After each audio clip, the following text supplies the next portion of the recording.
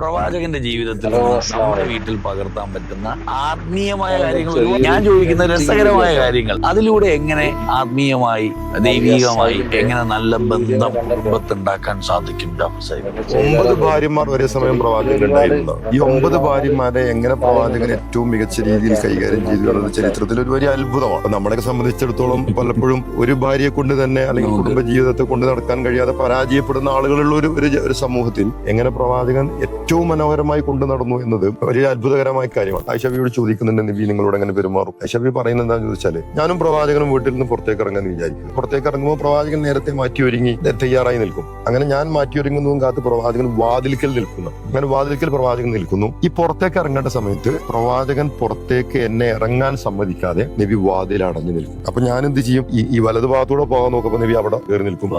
അപ്പൊ ഇടതു ഭാഗത്തൂടെ നോക്കുമ്പോൾ ഇടതു ഭാഗത്ത് റസൂൽ നിൽക്കും. അങ്ങനെ ഞാൻ നബിയുടെ കാലിനടിയിലൂടെയൊക്കെ നോഴ്ന്ന് തള്ളി മറിച്ച് ചിരിച്ച് കളിച്ച് പുറത്തേക്ക് ഇറങ്ങുക, അത്രേ ഉള്ളൂ. പക്ഷെ ആ ഒരു സംഭവം ആയിഷബി പറയാം, പ്രവാചകന്റെ അത്തരം പെരുമാറ്റങ്ങൾ ഒരു ഭാര്യയെ സംബന്ധിച്ചിടത്തോളം ഇതൊക്കെ വേണ്ടതുള്ളൂ. നമ്മൾ ഒരുപാട് ലക്ഷക്കണക്കിന് രൂപയോ കോടിക്കണക്കിന് രൂപയോ വലിയ ബംഗ്ലാവുകളോ ഒന്നും നമ്മൾ ഭാര്യമാർക്ക് കൊടുക്കേണ്ടതില്ല. അവരെ പരിഗണിക്കുക എന്ന് പറയുന്ന ഒരു സംഗതിയുണ്ട്. സ്നേഹം അവർക്ക് വാരിക്കൂരി കൊടുക്കുക എന്നതാണ്. വളരെ ധൃതിയിൽ പോകുന്ന ഒരു ഘട്ടത്തിൽ പോലും റസൂല് ഒരു ഭാര്യയുടെ കൂടെ ഒരു തമാശ കണ്ടെത്തുകയാണ്. അത് ഒന്ന് തിക്കുക, തിരക്കുക, ഒന്ന് ചിരിപ്പിക്കുക.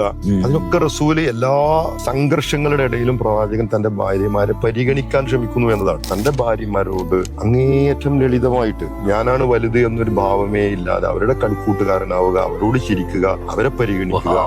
ഇത് പ്രവാചകന്റെ ദാമ്പത്യ ജീവിതത്തിന്റെ വിജയത്തിന്റെ രഹസ്യം അതായിരുന്നു പലപ്പോഴും തോന്നിയിട്ടുണ്ട്.